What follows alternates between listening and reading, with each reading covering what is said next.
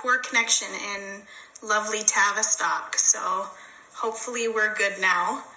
Just going to wait for our special guest to join. Thanks, Alicia. Thank you. Thanks for the confirmation. We're good. You can imagine my little panic attack when I couldn't get it to work. We've restarted our internet here, so we should be good to go. And our special guest has just logged in, I can see. So we will wait for them to join our chat, and we will be good to go. The joys of technology. The joys of technology.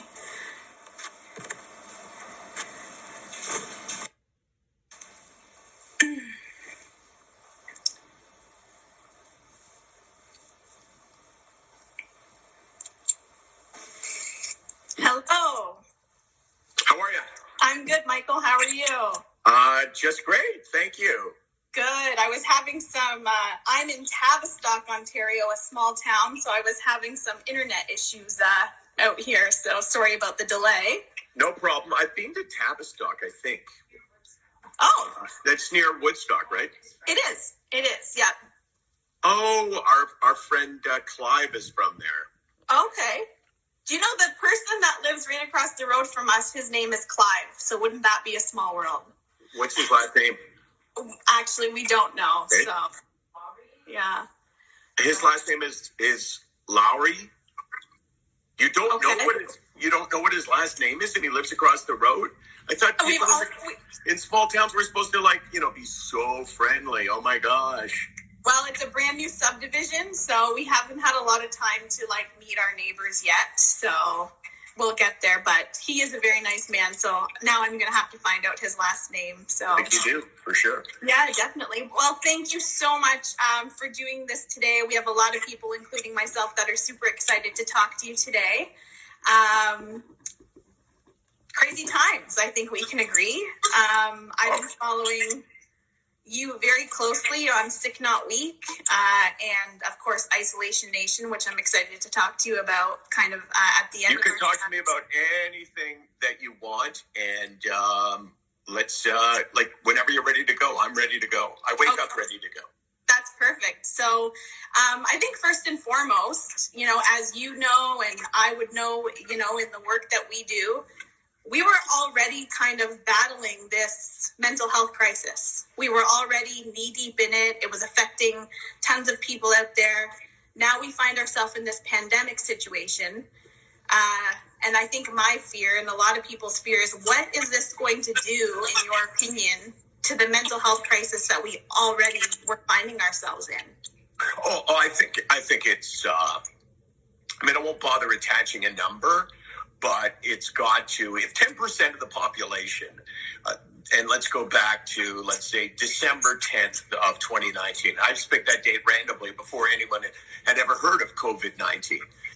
If 10% of the population suffered from anxiety and depression at that point, and, the garden variety mental illnesses, then I don't know what the percentage is now. I don't know if it's 50 or 60 or 70, but I know that it is massively greater. And I know that it's not necessarily the same. I think that, I've spent a lot of my time in my life talking about the difference between situational anxiety and depression the illness. And I think this is kind of a hybrid in between the two. There's people that are panicked over COVID-19. There are people that are panicked over what our lives will be like afterwards. There's people that are really sad by this, sad bordering on depression. And I think that they're in between mentally healthy and severely mentally ill. They are in the middle. It's all circumstantial, but now it's becoming chronic because this isn't going away. And the fear that it's not going to go away anywhere in the near future, I think, is debilitating as well. So to answer your question, the problem has blown up. It's like there's a pandemic of anxiety and depression. Absolutely. You don't know me very well, but a lot of our listeners know me because I support a lot of them in their mental health journeys. There are a lot of post-secondary students that we support. And I'm always very honest, as I know you are, about the mental health conditions that I suffer with. I'm diagnosed depression, anxiety, and PTSD in my adult life. And a lot of people out there, they live with a diagnosis kind of every day. So as they're going through this, they can kind of navigate, okay, I know I'm diagnosed with this. It's going to exacerbate my mental health condition. But I think there's going to be a lot of people out there as well who they've never been diagnosed with a mental health condition. Now, all of a sudden, I'm feeling all of these things. I'm not really sure how to navigate it. What are some signs you think people can look out for that might trigger that, hey, maybe I need some professional help? You know, I just as I was listening to you speak, and I'll answer your question next, but I was thinking how it's kind of bad karma that God. I mean, I don't believe in karma, but if you believe in karma, then all the people who kind of minimize mental illness, people that said, "Oh, come on, you know, you got to suck it up and stop worrying, relax." You know what? Don't be sad, be happy. Who minimize mental illness, depression, and anxiety, for instance. All of a sudden now it's like, oh my God, holy smokes. This is what I never understood it before, but now I understand it. So maybe when this is all said and done, there will be less stigma attached to mental illness because a lot of people will find that, they couldn't just get over it. They couldn't just put it aside. I think that to answer your question, that there's a certain amount of mental illness at this point that is situational, that I won't even call it mental illness. There's a certain amount of worry that is natural, like the natural state that we human beings in our society right now find ourselves in is to be really nervous about what's going on. Like, it wouldn't be natural to say, I'm not worried. It wouldn't be natural to say, I don't care if the stock market's crashed. It wouldn't be natural to say that, unemployment is going to go up dramatically every single week. It wouldn't be natural to say, I'm not worried about this illness that kills 1.5% of the people that get it. I'm not worried about all of the doom and gloom about where the numbers are going. That would be ridiculous. That would be a form of delusion, right? Like, you'd be deluding yourself into believing that it's not that bad. So I think that fear and anxiety and that panic to some extent is normal. Now, I think that people could use a lot of advice on how to cope with that. But I think that state of reasonable anxiety and panic is absolutely appropriate. So when does it bleed into something that you go, okay, well, that's a little bit more than the average person should experience, so maybe that person's got to get help. And I think one of the things, and this is kind of the marker that I use to measure whether somebody is chronically depressed with the illness or someone just is going through a bad time in their life. And the question that I would ask someone right now is, when you talk about your life and you say you're really struggling, if something good happens in your life, can you feel it? Or are you so overcome with anxiety and depression that even if something great happens to you at this time of COVID-19, are you unable to feel it, to embrace it, to experience it? And if the answer is, yeah, that's me, then I think you got a problem. Can you be distracted away from the anxiety that has taken over you? And if the answer is, yeah, I can be distracted. Something really good happens, or I turn on the TV and I'm watching Netflix and I watch a show. Yeah, I can kind of forget about it. I think that means that you've got normal anxiety about COVID-19.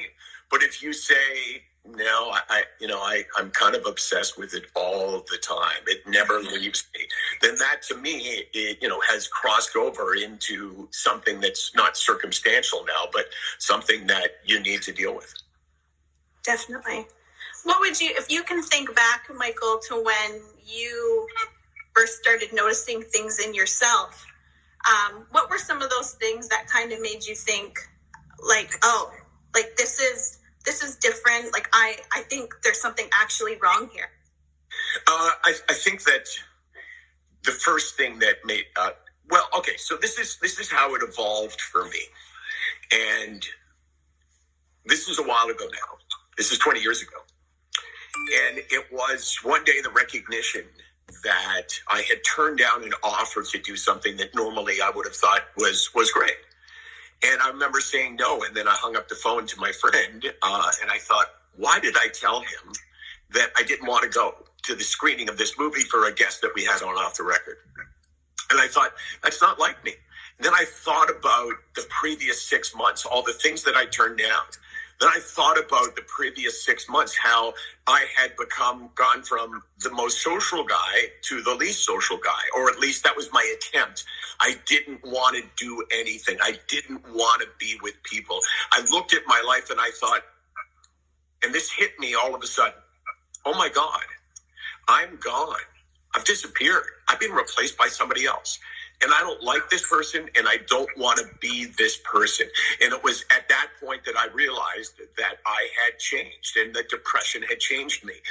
And the lesson that I learned from that also, I mean, many lessons, but for many of us, mental illness doesn't hit us like a baseball bat hits us. It's all tiny, tiny changes that we don't feel happening. So it's not like you go, oh my God, I just got depressed. Oh my God, what the hell happened? It's a tiny change in you that's so small that you don't notice it happening. And if you don't notice it happening, you can't do anything about it. And it's not until it accumulates so much that one day you go, as I did, wow, I'm really not well. I'm really sick. I got to do something about this. For sure. We got a lot of love when you were talking about how it doesn't just happen overnight. A lot of hearts floating up there. You know, you've been very open. You're always very open. But this week you've been very open about, you know, your good days and your bad days as it relates to what's going on in the world around us. For me, Wednesday in particular was not one of my best days. I found my anxiety was at an all-time high. It was very emotional. What are some things that you've been doing to kind of cope, to get yourself through those maybe not so good days as we go through this? Okay, so my current state, which I've been in now for since I had my last real crash into the deepest, darkest hole of depression. That was 10 years ago now. And I've been on the same cocktail of medication since then. So when I have a bad day, my bad day isn't terrible because medications prevent me from being terrible. You know, they narrow my range of feelings and emotions. So instead of living my life between a 0 and a 10, I live my life between a 4 and a 7. So the downside is I can't feel, the real euphoria that most of us are born with the ability to do that. But also I don't hit the bottom below a certain point where I feel like, oh my gosh, I got to do something about this. So when I have a bad day, the first thing that I do is I tell myself, okay, tomorrow will be better, because more often than not, tomorrow is better, right? And when you've gone through it 1,000 times or more, you start to build up confidence that you can say, I'm not relapsing. It's not like my medications aren't working anymore. It's not like I'm free falling into the hole. It's just a bad day. And I think one of the mistakes that I make currently is that, well, I'm going to turn the TV around or the shot around, and I'm going to show you what's on television. Can you see the TV? No, I can see your lovely kitchen. Oh, okay. I wanted to show you the television that is in the disc. Oh, God. There we go. Backwards. Okay. Yeah. Okay. CNN is on the television. And one of the mistakes I make, I think, is to be so in tune with the news that at this point there's really no good news, right? Like, it's not like we've turned the corner. I guess China's good news and South Korea's good news because they have found a way, I guess, to deal with this. But here, especially in the United States, you look and you go, oh my God, this is going to be months and months and months. And then you hear about these horrible stories about, kids had to say goodbye to their mom by phone because she was in the hospital and they couldn't get in to visit her. And then I start to get really, like everybody else, sad by that, nervous that could be me or somebody I care about.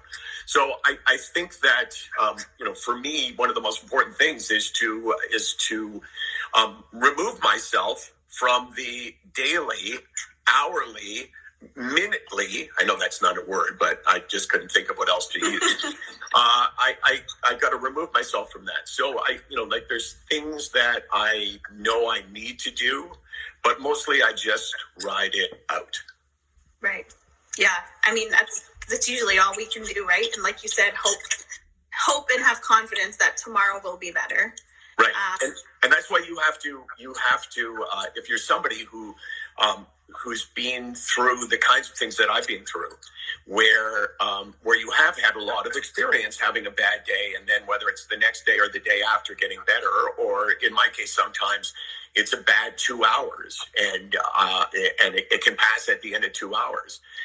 If you haven't been going through it that long, then you should find a way to get that down on paper or get that down on video, because you need to be able to remind yourself, well, wait a second here, I'm panicked that I'm not going to be better tomorrow. I'm panicked that I'm relapsing. I'm panicked that I'm going to go back to where I've been in the past. And if you can turn to something and go, wait a second here, I've been through this 1,400 times in the last 10 years, and every single time my panic was not warranted because I did get better. That's the most powerful thing that you can see, your own experiences. Great advice. I think I'm going to take that advice, actually. Absolutely. Can we go back a little bit? Because, of course, I'm very familiar, with your story. A lot of people might know you Sick Not Weak, but a lot of people might still know you as being host of Off the Record. You've done a lot of different things. When it came to your own mental health and deciding to make a change, whether that was just being completely honest with the world about what it was you were going through, how did you get the confidence to kind of take that leap and just say, hey, this is what I'm dealing with? I think that the answer is I don't know. But the answer, for sure, and relevant to the issue, is that it was very easy for me. When I was first diagnosed, even before I started talking about it on television, I never cared who knew. Right? There wasn't anybody that I work with that probably didn't know. My family and friends knew. So I never cared. Like, it never occurred to me, oh my gosh, I wonder what people are going to think if I tell them that I have this illness called depression. I never thought of that. So it was incredibly easy and natural the first time I started talking about it on television, which was by coincidence. It happened to be that I was interviewing someone who had had similar experience. And we talked about it briefly. And then the next day I found out at looking at emails that just saying, oh, yeah, I suffer from depression. I have suffered from depression. At this point, it was probably for 9 years. And, I been through some really bad points. But here I am, and I'm doing a lot better. I never thought to myself, oh, my gosh, what are people going to think? In fact, what they thought was, and these were the emails that I got, they almost all said the same thing. They almost all said, hey, Michael, I saw you and Stéphane Richer, that was the hockey player I was talking to, speaking yesterday on Off the Record about your struggles with depression. It was the first time in my life I've seen two men talking about depression, and the fact that you talked without shame and embarrassment and without sounding weak. I am now writing to you to tell you that I have suffered similarly, but I've never told anyone until this moment. And that was this education for me, holy smokes, how did that happen? I wasn't trying to do something good for mankind. This was just me asking a question on a show to a guest that I thought people would find the answer interesting. And I inserted myself into it so he would have the confidence to answer. And that was it. And that changed my life. That's why you and I are having this conversation today, because I never would have, you wouldn't be thinking, oh, I should get Landsberg on to talk about it, if not for that day, because I might not ever have shared, because I thought no one would care. Right. And and everyone cares. And I think for me in my role with all of the students that we support, they probably think I'm a broken record, because one of my messages is always, in the post-secondary space, this isn't a conversation that we just need to have in September at the beginning of the year when we're doing orientation. It has to be a conversation that's happening all year round. And part of what we do is we offer mental health first aid training to students across Canada. And so I call this kind of building my army of normal, everyday people like you and me that are equipped to support other people. So in your own way, you kind of branched out and you created Sick Not Weak. So can you tell us a little bit more about how that kind of came to be, and for those who might not be familiar, what it is exactly? Sure. I think that I probably came to it. It was kind of an evolution. I was giving a speech not that long after I had done the show with Stéphane Richer and had shared my struggles, and then I found that people really gravitated towards it and, really gained strength by me sharing my own struggles and sharing them with strength. It's like I tell people, if you want to share, that's amazing. And it could be really helpful to other people. But you can't share like you have something to be ashamed of. There's nothing powerful about me saying, and now I'm assuming the role, oh God, I have this illness. I don't know why I get like this. I shouldn't. I know that I should appreciate the good things in my life, but a lot of times I can't get out of bed, and I know I should be able to. Well, that's weak, right? That's not helping anyone. The whole idea is to say, you know what, I'm sick, but I'm not weak. And I was giving a speech once, and I said that, and it kind of just stuck. I don't remember exactly how it stuck, but it did. And I think that still the most important thing someone like you or I can say is, look, I have an illness.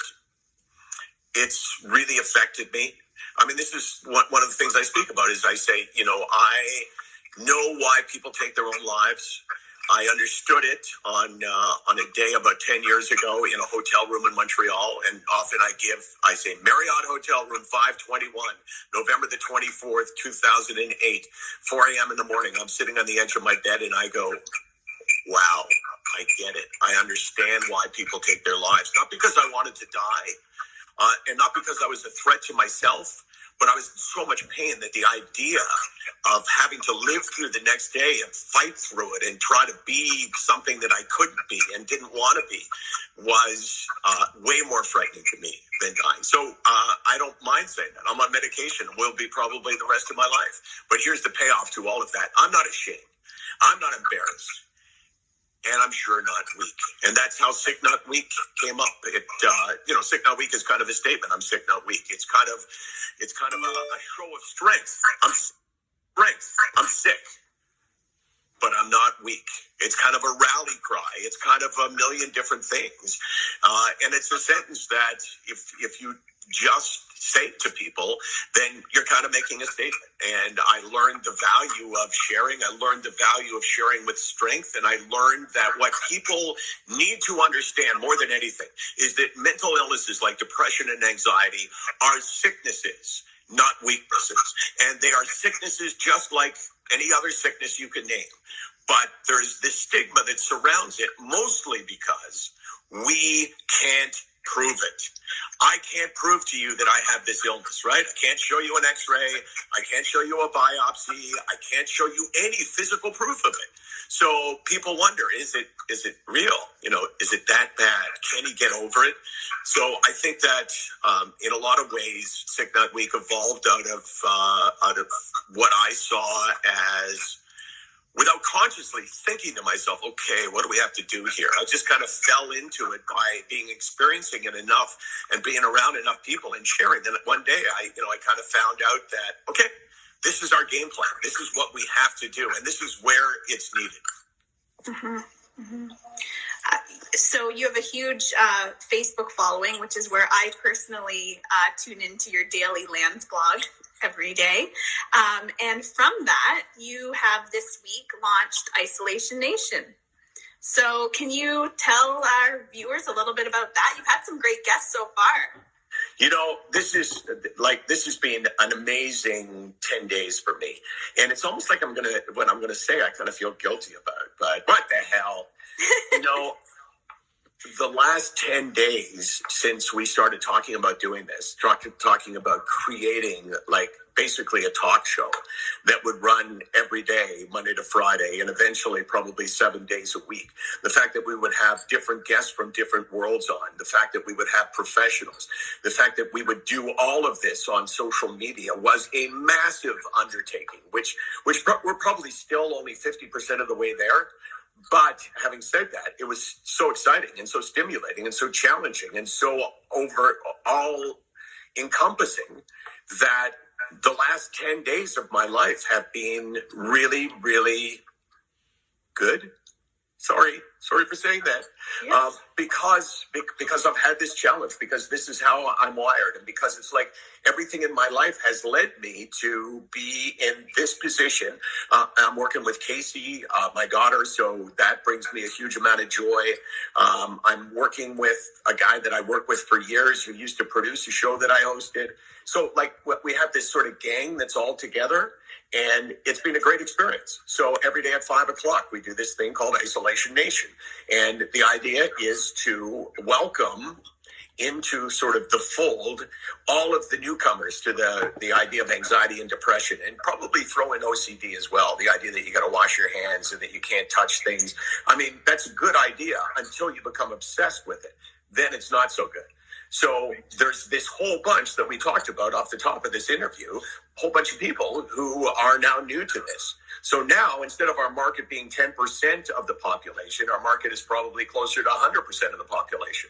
So there's all these people that need to hear from people who are experiencing much of the same thing, and need to hear from people who have suggestions as to maybe how they can better cope. And then there's all the other people, who brought pre-existing conditions into this.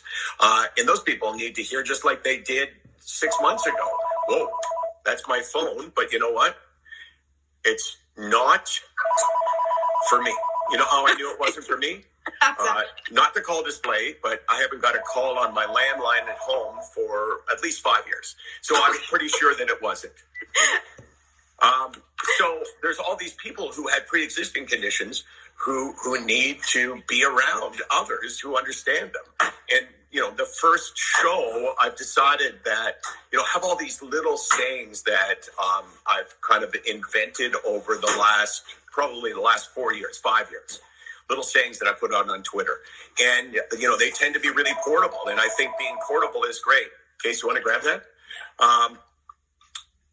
And the first day it was, loneliness is not about the number of people around us, but the number of people who understand us.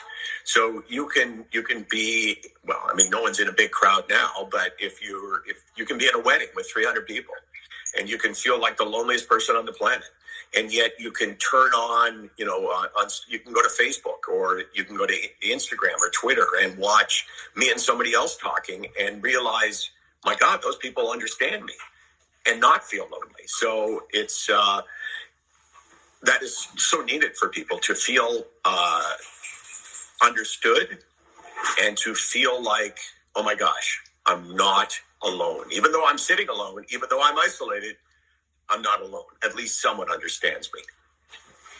Absolutely. I think that, if we look at another silver lining that's come out of this for advocates,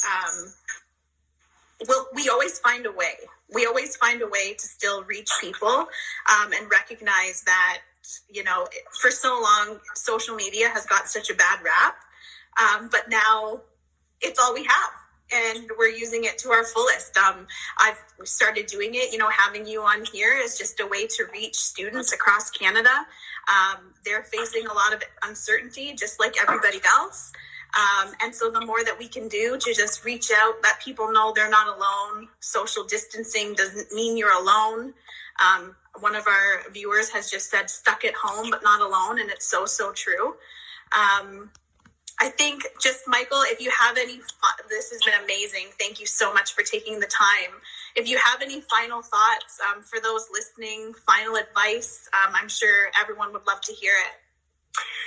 I always have, there's always something else there that I can conjure up. And if I can't think of anything, I'll just make it up on the fly, which is just kind of me. Like, if you don't know, make it up. But I could go on for a long time, because I've done so much of this over the last 4 years in particular, that, I've thought a lot about this, right? I mean, when you have conversations with people, ultimately you're thinking about it. And I think that the most important thing to those that have never experienced this before is to listen to the advice that I would give to those who have experienced it. I've given this advice out for the last 4 years since we launched Sick Not Weak. And the advice is very simple. You need to share. That sharing of your struggles is the single most important thing you can do. Because if you don't share how you feel, how's anyone going to help you? And if you keep it inside as a secret, then what message are you sending to yourself? Basically, you're saying, I'm ashamed. I don't want people to know this. So you need to say to people, especially in this time, if this is the first time you've experienced it, you need to say, if you're a student and you're living with your parents, you need to say it to them, if you're comfortable doing that, to your friends, to somebody, to say the words, I'm not doing really well with this. I know that everybody's a little bit nervous, but now I've become obsessed with it, or now I'm sad all the time. If you share it, if you say those words, no matter how hard they are, you will take the biggest step that you're ever going to take when it comes to getting better. And every time you do it, you get a little better at it. Sharing is an acquired skill. It may be the hardest thing on the planet the first time, but I can tell you, on the 100th time or the 10th time, it's way easier. So you need to share, and you need to not be ashamed, because you're going to find out that the people that you thought were doing just great aren't doing so great. So true. So true. SickNotWeak.com, hashtag SickNotWeek on Facebook, and tonight at 5. Can you share with us who your guests are tonight at 5? Yeah. You know what? And by the way, the whole guest thing this is like no other time in history when it comes to booking guests, because no one's doing anything. Everybody is in their house, right? Like who's not in their house? Like I'm talking about, like, the biggest celebrities are in their house. They're not doing anything. And almost everybody wants to be community-minded at this time. Like we may go back to being a society of people that are selfish and only really interested in themselves. But as of right now, everyone wants to contribute to the greater good. So, this is going to go on for a while, so we're going to have amazing guests. So today we booked two guests who have something in common. They both played in the NHL. They were both fighters in the NHL. They both had drug addictions in the NHL. They both had their lives collapse on them, but each one of these two guys has made it back, has been clean and sober for a pretty long period of time. And each one of these guys has become an advocate for self-medication or against self-medication. Each one of these guys has had mental health struggles. And one of these guys in particular has really found it hard to make it through where we are right now. This is, I could go into a whole different issue, but one guy's name is Brant Myers. He actually took what he was doing and went to the LA Kings and worked with them to advise players. And the other one is Brian McGrattan, who most Leaf fans would know. He played for the Ottawa Senators, big, strong fighter. And I'm really looking forward to hearing the two of them tell their story, the two of them interact with each other. And, I think that I think it'll be really powerful. And obviously, I may be wrong. It may be really crappy.